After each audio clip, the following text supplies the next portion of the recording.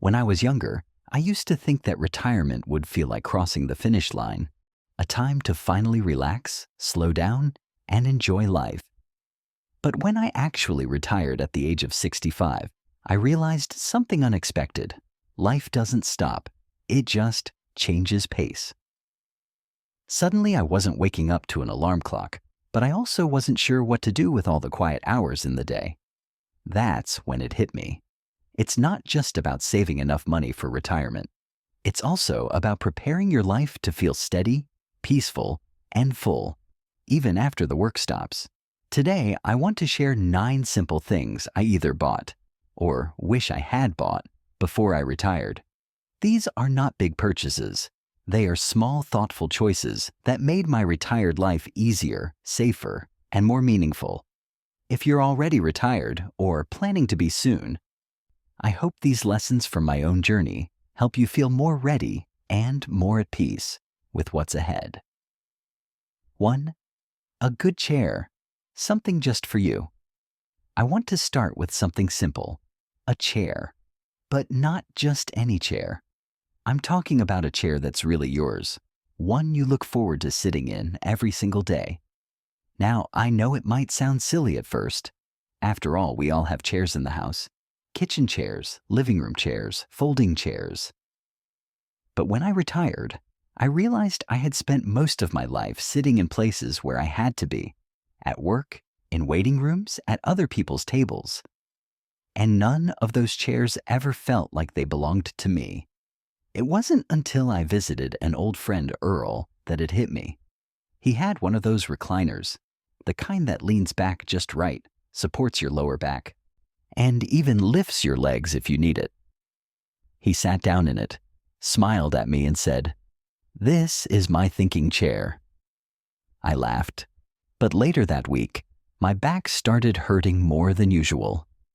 I was sitting on the same couch we'd had for 20 years, sagging in the middle, and it just wasn't doing me any good. I thought about Earl, leaned forward to stand up and winced. That was the moment I decided. I was going to invest in a chair that was made for my body at this age, not the one I had when I was 40. I didn't go out and buy the most expensive one. I went to a local furniture store and tried a few until I found one that just felt right. Supportive, soft, but not too soft, with good armrests and easy to get out of. And when it was delivered, I put it by the front window, right where I could see the street and the trees and the sunset. That chair became my spot, my morning coffee chair, my reading chair, my watch the birds chair, and sometimes my nap chair too. You see, having something that's just for you, especially when you've spent your life taking care of everyone else, makes a difference. It's not selfish. It's not indulgent. It's a small act of self-respect. You've earned the right to sit in comfort, and it's not just about your back or your legs. It's about the message it sends to yourself every day. I deserve to feel at ease in my own home. If there's one physical object that changed my daily life after retirement more than any other, it was this chair. It grounded me. It gave me a routine. And in a season of life where things can start to feel unfamiliar, it gave me a familiar place to return to. 2. Motion sensor lights. Peace of mind at night. Now let's talk about something that might seem even smaller than a chair. Lights. More specifically, motion sensor lights. I never used to think much about lighting. You flip a switch, the light comes on, and that's that. Right? But something changed for me one night around 2 in the morning. I got up to use the bathroom, like I usually do, and instead of turning on the hallway light, I figured I'd just feel my way through the dark like I always had. Well, I forgot I had left a pair of shoes by the wall, and I tripped. Not badly, thank goodness, just enough to catch myself. But in that moment, I realized how close I came to really falling. At this age, we don't bounce back from falls the way we used to. A bad fall could mean weeks in a hospital or worse. That next day, I told my son what happened. He came over that weekend with a few small devices and said, "Dad, we're going to fix this." What he installed were simple motion-activated lights. You plug them into an outlet or stick them on the wall, and whenever someone walks by, they light up the area around them. No switches, no fumbling in the dark. He put one near the bedroom door, one in the hallway, one in the bathroom, and another near the stairs.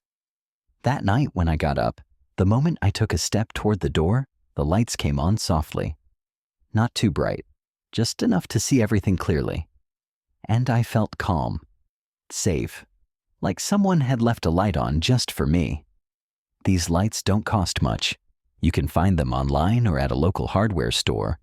But what they give you is worth so much more. Confidence. You move around your house with more certainty. You stop worrying about bumping into furniture or missing a step.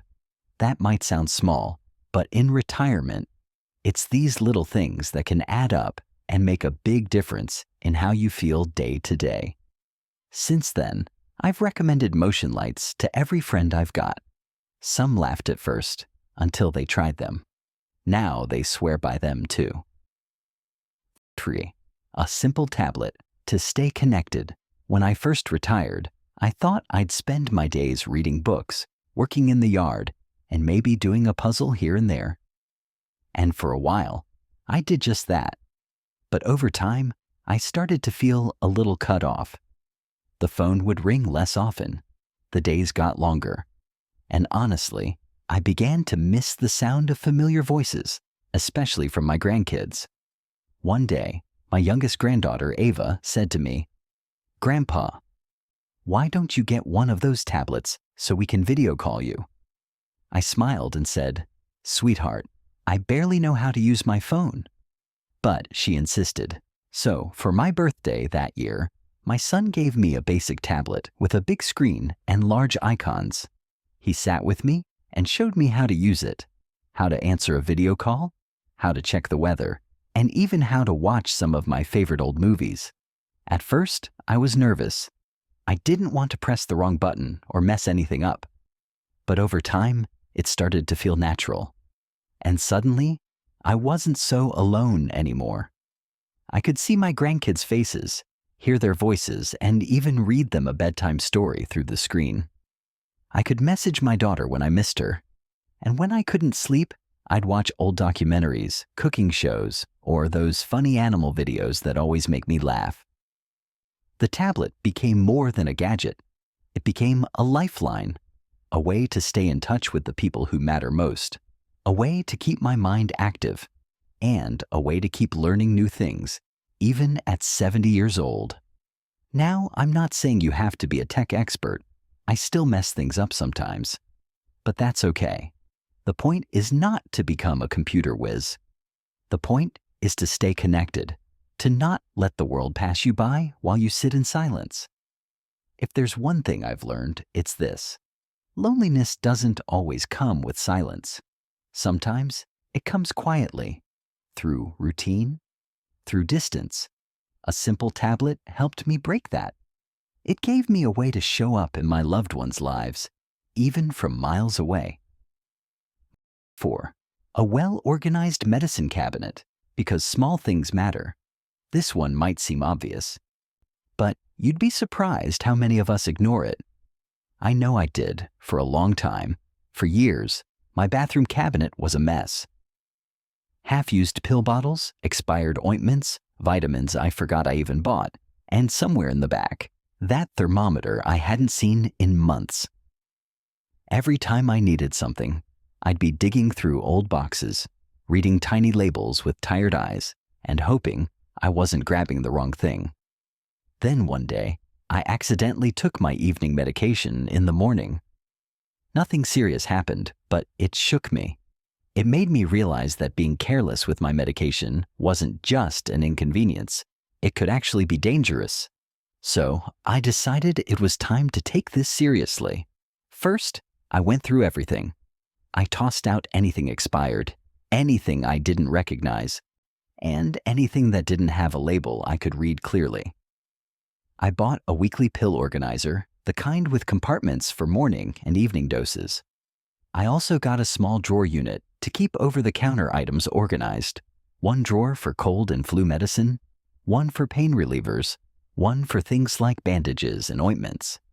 Then I invested in a good blood pressure monitor, the kind that's easy to use and gives you large, clear readings. I also added a digital thermometer and a pulse oximeter, something I never thought I'd need, but it came in handy during a bad winter cold. I even got labels made in bigger print, just to make reading easier when my eyes are tired. Now, when I open that cabinet, I know exactly where everything is, and more importantly, I feel in control. Not because I've become some health expert, but because I've removed one more source of daily stress. I'm not fumbling in the dark anymore, literally or figuratively. There's a peace of mind that comes with knowing you've taken care of the basics. And in retirement, peace of mind is one of the most valuable things you can have. So if your medicine cabinet looks anything like mine used to, I urge you, take an afternoon and sort it out. Your future self will be glad you did. And your family? They'll rest easier knowing you've got things handled. 5. A good water filter and a habit of hydration. When I was working, I drank coffee like it was water. Sometimes more. I didn't think much about hydration. I'd grab a soda here, a glass of something there, and that was enough to get me through the day. But after I retired, my habits changed, sometimes in ways I didn't even notice. I wasn't running around as much, not sweating out fluids, and honestly, I just didn't feel thirsty as often. But that doesn't mean I didn't need water. One winter, I started feeling tired all the time. My joints ached more than usual, and I had headaches that wouldn't go away. I thought it was just age catching up with me. But at a routine checkup, my doctor asked me how much water I drank each day. I didn't know. That was the problem. He told me something that stuck with me. As we age, our bodies still need water, but we're less likely to feel thirsty. So we don't drink enough, and that affects everything. That same week, I bought a simple countertop water filter. Nothing fancy, just one that makes tap water cleaner and better tasting. I placed it right where I could see it, in the kitchen, by the sink. Then I did something even more important. I bought a glass I liked, a tall, sturdy one with a wide rim and a little texture that feels good in the hand. That became my water glass. Every morning, I fill it first thing, and I keep it nearby all day. Now I make it a habit. One glass before breakfast, one after lunch, one before dinner, sometimes more. And you know what? My energy improved. My skin looked better. My joints even started to feel a little less stiff. Water doesn't cure everything, of course, but staying hydrated has helped me feel more awake, more clear-headed, and more balanced. And that's something I didn't expect from something so simple. So if you're like I was, running on coffee and forgetting to drink water, this is your reminder. Get a water filter that makes it easy. Get a glass that makes it pleasant. Then create a small habit that fits into your day. It's not about forcing yourself. It's about making it easy to choose what's good for you. 6. A sturdy pair of walking shoes for your health and your freedom. There's a certain kind of freedom in walking, not driving, not riding, just walking at your own pace, on your own terms. And the older I get, the more I treasure the ability to take a walk around the neighborhood without worrying about my knees, my balance, or my feet. But that freedom only lasts if you take care of your body. And one of the easiest ways to do that? Good shoes. For years, I wore whatever shoes were in the closet. Old sneakers, stiff leather shoes, a pair of work boots from back in the day. But those weren't made for 70-year-old feet. And it showed. I'd come back from a short walk with sore arches, aching calves, and tight knees. I started to dread walking, which is the last thing I wanted. Then one day, I mentioned it to a friend of mine, Martha. She's in her 70s too, but she walks every morning and seems to love it. She looked at me and said, "You need to invest in your feet. They carry the rest of you." That line stuck with me. So I went to a store that specializes in walking and orthopedic shoes. I didn't just buy the cheapest pair or the most popular one. I asked for help. I let them measure my feet, check my arch, and suggest something that actually fit my stride. It wasn't cheap, but oh, was it worth it? The difference was immediate. I felt lighter, more supported, less tired, and more confident with every step. Since then, I walk most mornings. Sometimes just 15 minutes, sometimes longer. I wave to neighbors. I breathe in the air. I stretch my legs and clear my head. Walking has become part of my daily rhythm. Not for exercise, necessarily. Not to lose weight or meet some goal. Just to move. To feel alive. And that's only possible because my shoes allow it. So if you haven't done it yet, do your feet a favor. Get yourself a proper pair of walking shoes. The kind that fits today's version of you, not the younger man or woman from 10 or 20 years ago. Your body has changed, and that's okay. But your support should change with it. You'll be amazed what a good pair of shoes can do, not just for your feet, but for your whole outlook on the day. 7. A personal medical alert device for when no one's around. I'll be honest, this is one of those things I didn't want to think about. I've always been independent. Even after retirement, I still do my own shopping, mow a little patch of grass out front, and fix small things around the house. But there came a time when I had to admit something to myself. If something happened while I was home alone, no one would know. One afternoon, I felt lightheaded while reaching into a kitchen cabinet. I didn't faint. I didn't fall, but I had to sit down fast. My heart was racing, and I sat there, quiet, with this heavy question in my mind. What if I had passed out? Who would check on me? That evening, I talked to my son.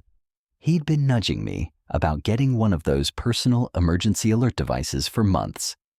I always brushed it off, but this time, I listened. Within a few days, he brought over a small device, just a simple button on a lanyard. If I press it, it sends an alert to emergency services and notifies him. That's it. No wires, no fuss, just something I wear around the house or clip onto my belt. I barely notice it most of the time, but I do notice how I feel since wearing it. More at ease. More confident doing things like showering alone or walking downstairs. Not scared, just ready. I hope I never have to use it. Really, I do, but it's not about fear. It's about preparation. Having that alert button means I don't have to wonder what would happen if I fell and couldn't get up. It means my family rests easier knowing I have backup if something goes wrong. I've since recommended it to a few friends. One said, "But doesn't that make you feel old?" I told him, "No. Falling and not getting help, that makes me feel old. This makes me feel smart. So if you live alone, or if you spend a lot of time by yourself, think about getting one. You don't have to tell anyone. You don't have to wear it all day. But having it nearby, that's one small decision that can protect your future and give your loved ones a bit more peace too." Number 8, a joy fund, a small envelope of happiness. Let's change the tone a bit. We've talked about safety, health, comfort, all important things. But what about joy? What about fun? See, retirement isn't just about staying alive. It's about feeling alive. And for me, that meant creating what I call my joy fund. What is it? It's exactly what it sounds like. A small amount of money I set aside just for things that bring me joy. Not bills, not groceries, not anything practical. Just simple pleasures. For example, there's a little diner about 10 miles from here. My wife and I used to go there when we were younger. I hadn't been there in years, but one morning, I took a few dollars from the Joy Fund, got in the car and went. I sat by the window, ordered the same coffee and blueberry pancakes we used to share, and watched the sunlight come in. That meal cost under $20. But the memory it brought back? Priceless. Sometimes I use the Joy Fund to buy a book I've been curious about, or to treat a friend to lunch. Once, I signed up for a watercolor class at the community center, something I'd never done in my life. Turns out, I wasn't very good at painting, but I laughed. I learned something, and I felt like a kid again, even if just for an hour. You don't need a lot. $20 a month, maybe 50. Even 5 if that's what you can manage. The point isn't the amount, it's the intention. It's giving yourself permission to do something just because it makes you smile. We spend our whole lives saving, budgeting, planning. That's good. That's responsible. But now that we're retired, we also have to remember how to enjoy, to play, to treat ourselves like someone we love. That's what the Joy Fund is for. So go ahead, start one, give it a name, put it in a little envelope or a jar or a drawer. And when you use it, don't feel guilty. Smile. That's what it's for. 9. A handwritten legacy. Your voice, left behind. This last one might be the most personal. I don't often talk about it, but I will now, because I think it matters more than any object on this list. A few years ago, I bought a blank notebook. Just a regular notebook with thick pages and a plain cover. At first, I wasn't sure what I wanted to do with it, but then I started writing. Not a diary, not deep confessions, just little things I wanted my kids and grandkids to know someday. Things like my favorite memory from childhood, the story of how I met their grandma, my favorite recipe for cornbread, the name of the song that always made me cry, the first job I ever had, the biggest mistake I made, the best advice I ever got. Some pages are serious, some are funny, some are just one sentence, but every page holds a piece of me. I don't know when they'll read it, maybe not for a long time, but I like knowing that one day, long after I'm gone, my great-granddaughter might open that book and hear my voice between the lines. She'll read how I made pancakes on Sunday mornings, or how I always wore mismatched socks, or how I used to whistle while fixing things around the house. That notebook isn't for show. It's not meant to be polished or perfect. It's meant to be real, just like life. And that's the legacy I want to leave. Not just money or instructions or paperwork, but a sense of who I was, how I thought, what I loved, what mattered to me.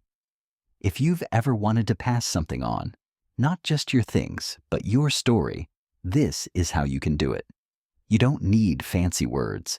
You don't need to be a writer. Just start. Write a letter, a list, a memory, anything. Because long after we're gone, it's not the stuff people miss. It's us. And a few words, written in your own hand, might just be the most valuable thing you ever leave behind.